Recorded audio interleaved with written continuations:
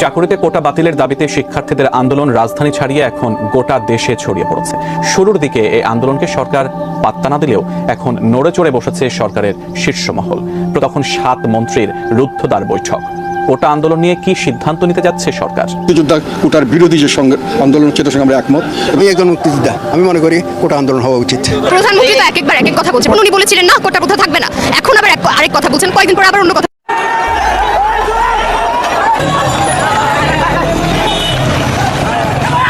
সরকারি চাকরিতে কোটা পদ্ধতি সংস্কারের দাবিতে আন্দোলনকারীদের শাহবাগ থেকে তুলে দেওয়ার পর উত্তাল ঢাকা বিশ্ববিদ্যালয় ক্যাম্পাস। পুলিশ ও ছাত্রলীগের সঙ্গে আন্দোলনকারীদের দফায় দফায় সংঘর্ষে 10 পুলিশ সহ 2 শতাধিক শিক্ষার্থী আহত হয়।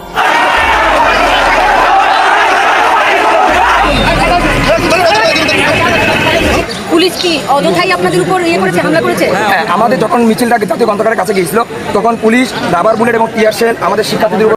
আসসালামু আলাইকুম ওয়া রাহমাতুল্লাহি ওয়া বারাকাতুহু। দর্শক মণ্ডলী, আপনাদের মাঝে খুবই গুরুত্বপূর্ণ ভিডিও নিয়ে আবারও হাজির হলাম। দর্শক, আপনাদের দেখাতে চলেছি খুবই গুরুত্বপূর্ণ ভিডিও। দর্শক, ইতিমধ্যে আপনারা জানতে পেরেছেন যে পুরো দেশ তোলপাড় চলছে আসলে কোটা আন্দোলন নিয়ে। শিক্ষার্থীরা অনেক কষ্ট করে, অনেক স্বপ্ন নিয়ে তারা পড়াশোনা করেন, শেষ পর্যন্ত তারা চাকরি পান না। চাকরি পান যে আসলে মুক্তিযুদ্ধ কোটায়, এ কোটা সে কোটা, বিভিন্ন কোটার মাধ্যমে চাকরি হয়। আসলে আন্দোলন কিছুতেই থামছে না, শিক্ষার্থীরা কোনোভাবে থামছে না। ইতিমধ্যে জানা গিয়েছে যে প্রধানমন্ত্রী সহ 7 মন্ত্রীকে নিয়ে এই কোটা নিয়ে তারা বৈঠক করেছেন। আসলে এই বৈঠকে কি আলোচনা হয়েছে দর্শক মণ্ডলী, আমরা ভিডিওটি ধৈর্য সহকারে দেখলে তাহলে আপনারা সম্পূর্ণ বিষয়টুকু ভালোভাবে বুঝতে পারবেন। দর্শক, তাহলে চলেন আমরা মূল ভিডিও দেখে আসি। তার আগে আপনাদের অনুরোধ করতে চাই, আপনারা যারা এখনো পর্যন্ত আমাদের চ্যানেলটি সাবস্ক্রাইব করেননি তারা অবশ্যই আমাদের চ্যানেলটি সাবস্ক্রাইব করবেন এবং পাশে থাকা বেল আইকনটি অন করে দেবেন। তাহলে চলেন সম্পূর্ণ ভিডিওটুকু দেখে আসা যাক। ছাড়িয়ে এখন গোটা দেশে ছড়িয়ে পড়েছে। শুরুর দিকে এই আন্দোলনকে সরকার পাত্তা না দিলেও এখন নড়ে চড়ে বসেছে সরকারের শীর্ষ মহল। প্রধানমন্ত্রী শেখ হাসিনা চীন সফরে যাওয়ার আগে আন্দোলনরত শিক্ষার্থীদের সাথে বৈঠকের প্রয়োজনীয় নির্দেশনাও দিয়ে গেছেন। প্রধানমন্ত্রী যখন বেইজিং এর পথে, তখন 7 মন্ত্রীর রুদ্ধদ্বার বৈঠক। কোটা আন্দোলন নিয়ে কি সিদ্ধান্ত নিতে যাচ্ছে সরকার, জানাচ্ছেন বিস্তারিত মোহাম্মদ সোহাগ বিশ্বাস।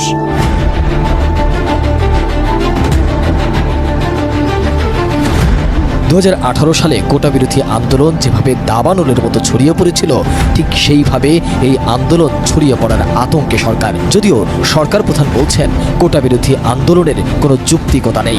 যারা এর আগে কোটা বিরোধী আন্দোলন করেছিল তারা পাবলিক সার্ভিস কমিশনে কতজন পরীক্ষা দিয়েছিল আর কতজন পাস করেছে সেই হিসাবটা একটু বের করা দরকার। আর হাইকোর্টের রায়টার বিরুদ্ধে এভাবে আন্দোলন করা, এটা তো সাবজুডিস, কারণ আমরা সরকার থেকে কিন্তু এভাবে কোনো কথা বলতে পারি না, কারণ হাইকোর্ট রায় দিলে সেখানে হাইকোর্ট থেকেই আবার আসতে হবে। কিন্তু আজকে আন্দোলনের নামে যেটা আবার করা হচ্ছে, পড়াশোনার সময় নষ্ট করা, এটারও কোনো যৌক্তিকতা আছে বলে আমি মনে করি না। প্রধানমন্ত্রী যখন এই কথা বলেছেন, তখনকার আর বর্তমান পরিস্থিতি এক নয় বলে মনে করেন আন্দোলনকারীরা। বাস্তবতাও তাই। এরই মধ্যে বাংলা ব্লকেট কর্মসূচি দিয়ে নিজেদের আন্দোলনের শক্তি প্রমাণ করেছে শিক্ষার্থীরা।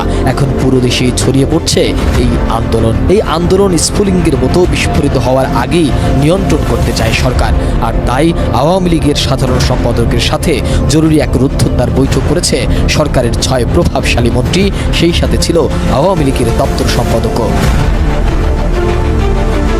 রুদ্ধদ্বার বৈঠকে ছিলেন আওয়ামী লীগ সাধারণ সম্পাদক ওবায়দুল কাদের, আইনমন্ত্রী আনিসুল হক, শিক্ষামন্ত্রী মহিবুল হাসান চৌধুরী নওফেল, শিক্ষা প্রতিমন্ত্রী শামসুন নাহার চাপা, প্রাথমিক ও গণশিক্ষা প্রতিমন্ত্রী রোমানা আলী, তথ্য ও সম্প্রচার প্রতিমন্ত্রী এ আরাফাত ও আওয়ামী লীগের দপ্তর সম্পাদক ব্যারিস্টার বিপ্লব বড়ুয়া। বৈঠকে কি বিষয় নিয়ে আলোচনা হয়েছে সে ব্যাপারে কোনো মন্ত্রী মুখ খুলেননি। তবে সূত্র বলছে কোটা আন্দোলনের দাবি দেওয়া মেনে নেওয়ার চূড়ান্ত পর্যায়ে রয়েছে সরকার। তবে নামে মাত্র থাকবে কোটা।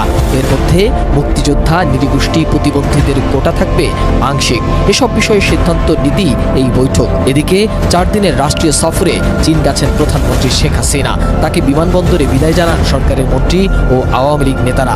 তারপরই এই বৈঠকে বসেন মন্ত্রীরা।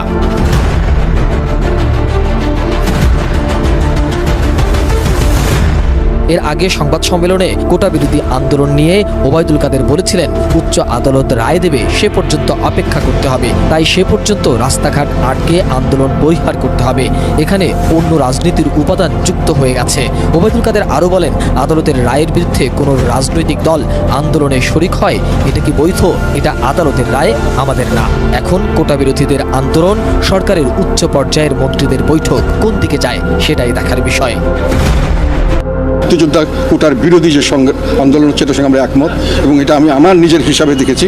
এটা আমাদের স্বাধীনতা যুদ্ধের যে উদ্দেশ্য ছিল, স্বাধীনতা মুক্তি সংগ্রামের যে উদ্দেশ্য ছিল, তার সঙ্গে এটা সাংঘর্ষিক, এবং এটা আমাদের সংবিধানে যেভাবে আমাদের বর্ণনা আছে সেখানে আমি মনে করি এটা সংবিধানের সঙ্গে সাংঘর্ষিক। পেনশন স্কিমটা যেহেতু যারা পেনশন নেবেন, যাদের জন্য করছেন, তারা যদি এটাকে ভালো মনে না করে, তাহলে আপনি নতুন লোকের জন্য যা করবেন তা করবেন আমি জানি না, কিন্তু যারা চাকরিতে আছেন তাদেরকেও তাদের ইচ্ছার বাইরে তো তাদেরকে জোর করে আপনি সার্ভিস কমিউনিকেশন কমিয়ে দিতে পারেন না। কাজে এটাও আমরা ওনাদের সঙ্গে আছি, এবং এটা আমি বলবো সরকারকে যে মানুষের দিকে তাকিয়ে থাকুন, মানুষের মনের কথা বোঝার চেষ্টা করুন, মানুষের সমস্যা বোঝার চেষ্টা করুন, তাহলেই দেশের মানুষ আপনাদের উপর ভরসা করবে। এখন দেশের মানুষ সরকারের উপর ভরসা করতে পারছে না, সরকার আস্থাহীনতায় ভুগছে। তিস্তা নদীতে মহাপরিকল্পনা আমরা পানি পাচ্ছি না, আমাদের স্টোরেজ করে পানি একটা রাখার জন্য একটা পরিকল্পনা হচ্ছে, এটার পক্ষে আমরা সবসময় আছি, কিন্তু আমাদের দেখতে হবে কোনটাতে আমাদের জনগণ উপকৃত হবে। এইটা প্রজেক্টে আসলে জনগণ উপকৃত হবে, সরকারের উচিত এটাকে যে কোনোভাবে বাস্তবায়ন করা। সরকারকে দেখছি তারা জনগণের স্বার্থের চিন্তা না করে নিজেদের ক্ষমতা যাওয়ার চিন্তা করছেন বেশি। আমরা মনে করি যে এইগুলোর বাইরে গিয়ে দেশ ও জনগণের স্বার্থে যেটা করার দরকার সেটা করবেন, জনগণকে সাথে রাখেন, জনগণ আপনাদের সে ব্যাপারে সহযোগিতা করবে। বড় সরকার যতই বড় বড় কথা বলুক, এই মেট্রো রেল, এই আদার থিংস যেগুলো হচ্ছে, ফ্লাইওভার, এগুলো আমাদের আশেপাশে সব দেশে অনেক আগিয়ে হয়ে গেছে। এটা একটা চলমান প্রক্রিয়া। প্রধানমন্ত্রী তো একবার এক কথা বলছে। প্রধানমন্ত্রী তো 2018 সালে একই সরকার যখন ছিল তখন উনি বলেছিলেন না কোটা প্রথা থাকবে না, এখন আবার আরেক কথা বলছেন, কয়েকদিন পর আবার অন্য কথা বলবেন। উনি বলেছেন যে আমাদের পড়াশোনা করতে এবং এটা যৌক্তিক আন্দোলন হচ্ছে না। ঠিক আছে, ওনার কথা মেনে নিয়ে আজকে আমরা সবাই বাসায় চলে গেলাম এবং আমরা খুব পড়াশোনা করলাম এবং চমৎকার একটা রেজাল্ট করলাম। তারপর কি হবে? চাকরিটা আমাদের কে দেবে? পড়াশোনার মূল কাহিনী তো এটা, শেষ পর্যন্ত কি আমাদের একটা চাকরি করতে হবে, আমাদের তো অন্য বস্তুর একটা জোগাড় করতে হবে। সেটা আমরা কেমন করে পাবো যদি কোটা প্রথার কারণে বেশিরভাগ মেধাবীরাই নিয়োগ না পায়? কিন্তু আপনাদের এই আন্দোলন সংগ্রামের পরেও কিন্তু হাইকোর্ট কিন্তু অলরেডি রায় দিয়েছে, তাহলে এই হাইকোর্টের রায়ের বিরুদ্ধে হয়ে যাচ্ছে না? হাইকোর্ট যেই রায়টা দিয়েছে সেটা যদি সংবিধানের সাথে সাংঘর্ষিক হয়, আমি আপনাকে বলছি সংবিধানের অনুচ্ছেদ 19, 29, 28, 23 এই সকল অনুচ্ছেদে লেখা আছে যে সমতার কথা, এবং শুধুমাত্র এটা ব্যতিক্রম হবে যখন তারা অনগ্রসর জনগোষ্ঠী, যেমন প্রতিবন্ধী বা এথনিক মাইনরিটি। মুক্তিযোদ্ধারা কি সেটা? অবশ্যই না, তারা ভাতা পাচ্ছে, তারা বিভিন্ন সুযোগ সুবিধা পাচ্ছে। তাহলে হাইকোর্টের রায়টাই হয়ে যাচ্ছে সংবিধানের সাথে সাংঘর্ষিক, এই রায় বাতিল করবে। আন্দোলন থেকে হাইকোর্ট তার রায় পরিবর্তন করে কি করবে?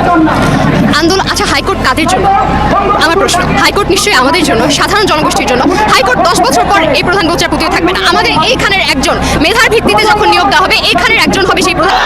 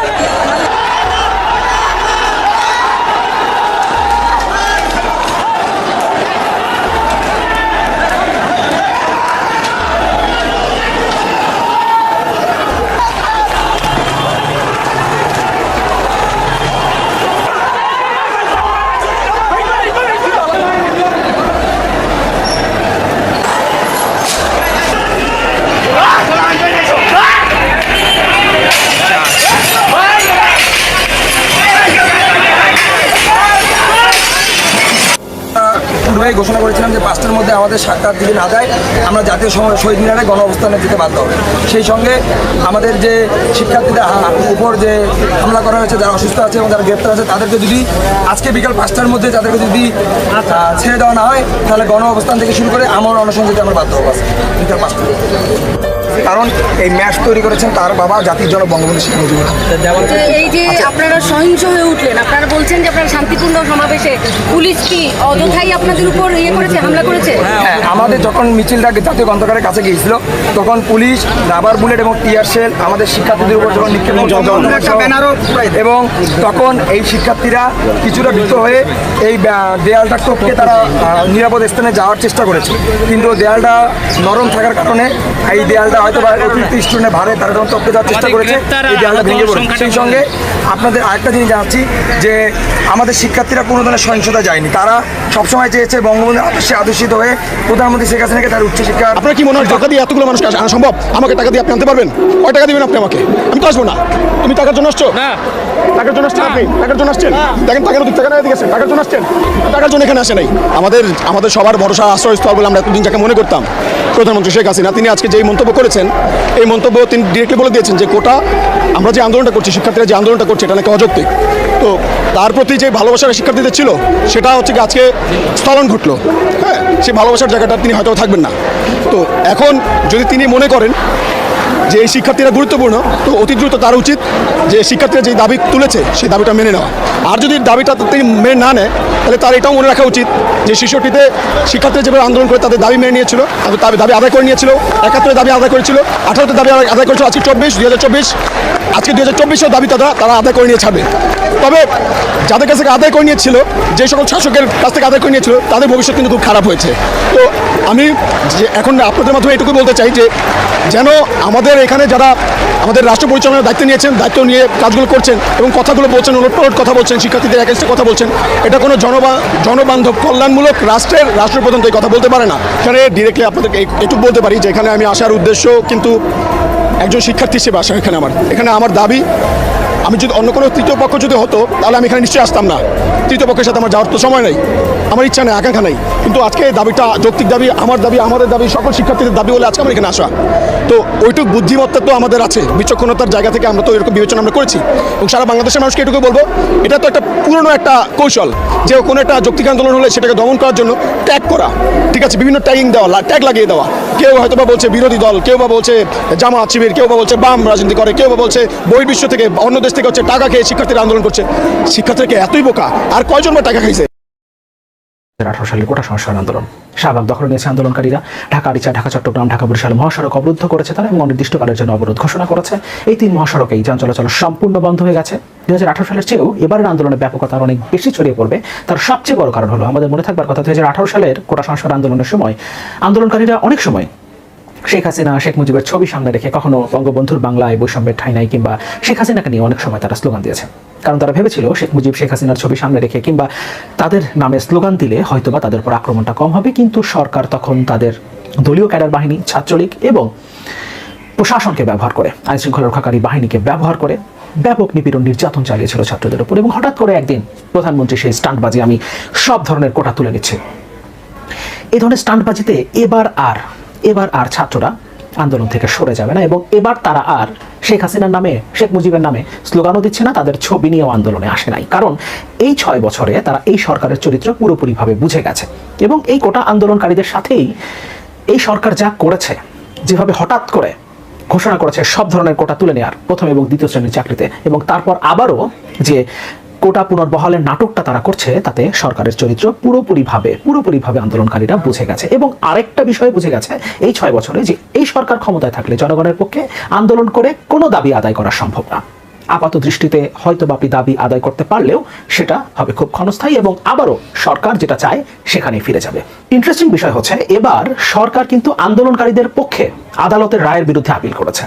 অর্থাৎ কোটা পুনর্বহালের যে রায় দিয়েছে আদালত, তার বিরুদ্ধে আপিল করেছে সরকার। কিন্তু সরকার কি আদৌ চায় কোটা পুনর্বহাল না হোক?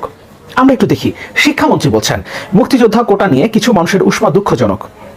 বাংলাদেশ বিরোধী, মুক্তিযুদ্ধ বিরোধী শক্তি অতীতে দীর্ঘদিন ধরে সরকারের আনুকূল্য পেয়ে ফুলে ফেপে একটা পর্যায়ে পৌঁছেছে। এটা তিনি বলছেন 8 জুন 2024। 8 জুন 2024 শিক্ষামন্ত্রী এটা বলছেন, অর্থাৎ সরকার এটা বলছে, যখন সরকার আপিল করেছে কোটা পুনর্বহালের রায়ের বিরুদ্ধে।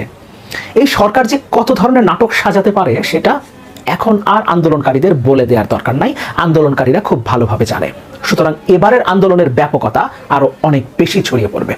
তবে একটা বিষয় ঠিক, হঠাৎ করে কোটা সংস্কারের বিষয়টা বা কোটা সংস্কার আন্দোলনকে এভাবে উস্কে দেয়া, এটা সরকারেরই কোনো একটা চাল। স্বাভাবিকভাবেই আমরা বুঝতে পারি, কারণ সরকার হঠাৎ করে এই ধরনের একটা চ্যালেঞ্জ কেন নিতে যাচ্ছে। এ ধরনের একটা আন্দোলন গড়ে উঠতে পারে এটা তো সরকার জানতো, কিন্তু তারপরেও তারা এটা হতে দিচ্ছে কেন? তার মানে এখানে আরো বড় কোনো গেম আছে। সরকার ভেবেছে কোটার বিপক্ষে যে আন্দোলনটা হবে, কোটার বিরুদ্ধে বা কোটা সংস্কারের পক্ষে যে আন্দোলনটা হবে, সেটাকে সামাল দেওয়া তাদের জন্য সহজ হবে। কম্পারেটিভলি হয়তোবা অন্য কোনো আন্দোলন দানা বাঁধতে পারতো সেই জায়গাতে, হতে পারে সরকার এটা চেয়েছে আন্দোলনটা হোক। কিন্তু এবারের আন্দোলনের ব্যাপকতা শুধুমাত্র কোটা সংস্কারের মধ্যে থাকবে না, কারণ আন্দোলনকারীরা পরিষ্কারভাবেই বুঝে গেছে এই সরকার ক্ষমতায় থাকলে কোনোদিনও দাবি আদায় করা যাবে না। ফলে একটা সময় এই আন্দোলনটাই সরকারের গদিকেও চ্যালেঞ্জ করবে, রাষ্ট্র ক্ষমতাকে চ্যালেঞ্জ করবে। সবচেয়ে বড় বিষয় হচ্ছে 2018 সালে তারা তাদের দলীয় ক্যাডার বাহিনী ব্যবহার করে শিক্ষার্থীদের বিরুদ্ধে যেভাবে নিপীড়ন নির্যাতন চালিয়েছে, একইভাবে তারা রাষ্ট্রীয় বাহিনীকে ব্যবহার করে, পুলিশ এবং অন্যান্য আইন শৃঙ্খলা রক্ষাকারী বাহিনীকে ব্যবহার করেও সাধারণ আন্দোলনকারীদের উপরে ব্যাপক নির্যাতন চালিয়েছিল। কিন্তু এবার সেটা এত সহজ হবে না, এবং তার চিহ্ন কিছু আমরা দেখতে পাচ্ছি। এবার আন্দোলনে পুলিশ এভাবে বাধা দিতে আসছে না, কারণ পুলিশের মধ্যেই এখন অনেক অস্থিরতা চলছে। আমরা জানি সেগুলো, যে অস্থিরতাটা পুলিশের মধ্যে চলছে, যে আস্থা অনাস্থা, যে দুশ্চিন্তার জায়গাটা পুলিশের মধ্যে চলছে, তাতে পুলিশ এখন সরকার বললেই আন্দোলনকারীদের বিরুদ্ধে লাঠি ধরবে না, এত সহজে ধরবে না। ফলে এবার আন্দোলন করাটা আন্দোলনকারীদের জন্য যখন সহজ হবে, তেমনি এই সরকার এখন অনেক দুর্বল, জাতীয় এবং আন্তর্জাতিকভাবে অনেক দুর্বল একটা পরিস্থিতির মধ্য দিয়ে যাচ্ছে। সুতরাং সবকিছু মিলে এই আন্দোলনের ব্যাপকতা 2018 সালকেও ছাড়িয়ে যাবে। এবং এই আন্দোলন, নিঃসন্দেহে এই আন্দোলনটা যদি চলতে থাকে, হ্যাঁ, সরকার একটা কাজ করতে পারে, হঠাৎ করে যে কোনো একটা মুহূর্তে স্টান্টবাজি করতে পারে। তারা আদালতের মাধ্যমে হোক কিংবা নির্বাহী কোনো আদেশে, যে কোনোভাবে হোক না কেন, কোটা সংস্কার আন্দোলনকারীদের পক্ষে কোনো একটা অবস্থান নিতে পারে, কিংবা আদালতকে ব্যবহার করে এখন যে রায়টা দেওয়া হয়েছে তার বিপরীত রায় তারা চাইলেই দেওয়াতে পারে। কারণ আমরা জানি এখন আসলে আদালত, সুপ্রিম কোর্ট, হাইকোর্ট কিংবা কোনো ধরনের সাংবিধানিক প্রতিষ্ঠান এখন আসলে এই দেশে এক্সিস্ট করার সবগুলো সাংবিধানিক প্রতিষ্ঠানকে তারা ধ্বংস করেছে। সুতরাং এগুলো সবগুলোই আসলে এখন সরকারের এক্সটেনশন। সেটা আমরা বুঝতে পারি যখন প্রধান বিচারপতির বক্তব্য আর শিক্ষামন্ত্রীর বক্তব্য মিলে যায়। প্রধান বিচারপতি বলেছেন, এত আন্দোলন কেন, কোটা নিয়ে এত আন্দোলন কেন করতে হবে? আন্দোলন করলেই কি আমরা তাদের পক্ষে রায় দিব নাকি? তো আপনারা কিসের পক্ষে রায় দিবেন? কিসের পক্ষে রায় দিবেন? একটা যুক্তি দেখান। আপনি 56% কোটা রাখবেন, 44 জনকে মেধার ভিত্তিতে নেবেন আর 46 জনকে বিভিন্ন কোটায় নেবেন। তার মধ্যে 30% মুক্তিযোদ্ধা কোটা, যে মুক্তিযোদ্ধাদের সন্তানদেরও এখন আর সরকারি চাকরির বয়স থাকবার কথা না। সুতরাং এখন তাদের নাতনিদেরকে আপনি কোটা দিচ্ছেন, সেখানে আপনি 30% কোটা দিবেন। অনেকে বলছেন, আমি দেখলাম সামাজিক যোগাযোগ মাধ্যমে, যে বাকি 44% তো আছে সাধারণদের জন্য। আপনারা কি অসাধারণ? আপনারা কি করেছেন? মুক্তিযোদ্ধাদের সন্তানরা হয়তো বা কিছু কষ্ট করেছে, মুক্তিযুদ্ধের সময় হতে পারে যে তাদের জন্ম হয়ে থাকে সে সময়, তাহলে তারা হয়তো কিছুটা কষ্ট করেছে। কিন্তু মুক্তিযোদ্ধাদের নাতি নাতনিরা তারা কি কষ্ট করেছেন? তাদের কি অবদান আছে যে কারণে তারা এখন এই সুবিধা ভোগ করবে? তারা বলছে আমাদের জন্য তো মাত্র 30%, আপনাদের জন্য তো 100%। আপনারা বলছেন আপনাদের জন্য মাত্র 30%, তার মানে আপনারা ধরেই নিয়েছেন যে আপনারা কোটা ছাড়া আপনাদের একজনও যোগ্যতার বিচারে ওই জায়গাতে যেতে পারবেন না। এই কারণে আপনারা শুধুমাত্র কোটার অংশটাকেই নিজেদের অংশ মনে করছেন। আপনাদের জন্য তো শতভাগ, এবং শিক্ষার্থীরা কি চাইছে? সবার জন্য শতভাগ হোক, কিংবা হ্যাঁ, আপনাদের জন্য একটা কোটা দেওয়া যেতে পারে, সেটা 5% হতে পারে, 3% হতে পারে, কিংবা অন্যান্য যে কোটাগুলো রয়েছে সেখানে যেভাবে 2%, 5% দেওয়া হয় সেরকম একটা হতে পারে। কিন্তু 30% কোটা থাকবে, এটা কোনোভাবেই স্বাধীনতার এতগুলো বছর পরে কোনো দেশে শোভন না। এবং এই বৈষম্যমূলক কোনো ব্যবস্থা কোনোভাবেই এই দেশে থাকতে পারে না। এবং এবার আন্দোলনকারীরা যে আন্দোলনটা করছে সেটা তারা আদায় করে ছাড়বে, এবং হঠাৎ করে কোনো স্টান্টবাজি এবার তাদের আন্দোলন থেকে সরিয়ে দিতে পারবে না। কারণ এর আগেও এরকম স্টান্টবাজি তারা দেখেছে। তারপরেও শিক্ষার্থীদের উপরে, আন্দোলনকারীদের উপরে কি ধরনের নিপীড়ন নির্যাতন হয়েছে, প্রধানমন্ত্রীর সংসদের সেই ঘোষণার পরেও সেগুলো তারা ভুলে যায়নি। সুতরাং এবারও আন্দোলনটা চলতে থাকবে, এবং এবারের আন্দোলনের ব্যাপকতা আর অনেক বেশি হবে। সবচেয়ে বড় বিষয় হচ্ছে সরকার অনেক বড় কিছু আড়াল করবার জন্যই হয়তোবা এই আন্দোলনকে উস্কে দিচ্ছে। কিন্তু এই আন্দোলন চলমান অবস্থায় যদি আরো বড় কিছু সামনে চলে আসে, তাহলে সেটা থেকেও জনগণ কেবলমাত্র এই আন্দোলনের মধ্যে থাকবে না, বরং এই আন্দোলনটা তখন আরো বেগবান হবে। সুতরাং সরকার কোনোভাবেই জনগণকে এবার আর ধোঁকা দিয়ে কোটা সংস্কার আন্দোলন বা অন্য কোনো আন্দোলন বা অন্য কোনো ইস্যুর মধ্যে ফেলে দিয়ে বড় কোনো ইস্যুকে ধামাচাপা দিতে পারবে না। ভারত সফর করলেন এবং পররাষ্ট্রমন্ত্রী, নির্লজ্জ পররাষ্ট্রমন্ত্রী হাসান মাহমুদ বলেছেন ভারতের প্রধানমন্ত্রী নরেন্দ্র মোদীকে জানিয়েই শেখ হাসিনা চীন সফরে যাচ্ছেন। অর্থাৎ ভারতের কাছ থেকে পারমিশন নিতে হয়েছে চীন সফরে যাবার জন্য। আরেকটা দেশে তিনি সফর করবেন কিনা বাংলাদেশের প্রধানমন্ত্রী সেটার পারমিশন নিয়েছেন প্রতিবেশী দেশের প্রধানমন্ত্রীর কাছ থেকে, তাকে জানিয়েছেন তিনি যাবেন এবং তিনি কিছু মনে করবেন না, এটাও নাকি জানিয়েছেন। এবং সেই কথাগুলো আবার নির্লজ্জের মতো বলছে আমাদের পররাষ্ট্রমন্ত্রী। এবার চীনে সফরে যাবেন, ভারতে গিয়ে যা যা করে এসছেন দেশের জনগণ জানে। এবার চীনে গিয়ে কি কি করবেন এবং ব্যালেন্সটা যে কোনো একটা জায়গায় গিয়ে ব্যালেন্স করতে পারবেন না সেটাও খুব পরিষ্কার। এবং এই খেলটাই এখন আমরা দেখার জন্য অপেক্ষা করছি। পাশাপাশি সরকারের ভেতরে যে অস্থিরতাটা চলছে এবং একের পর এক যে ধরা খাচ্ছে এবং আনার ইস্যুতেও যে সরকারি দলের অনেক রাঘব বোয়ালরা ধরা পড়ে যেতে পারেন, সেগুলো এখন আস্তে আস্তে গণমাধ্যমে উঠে আসতে শুরু করেছে। সুতরাং সব দিক থেকে এই সরকার এখন বিপদের মধ্যে।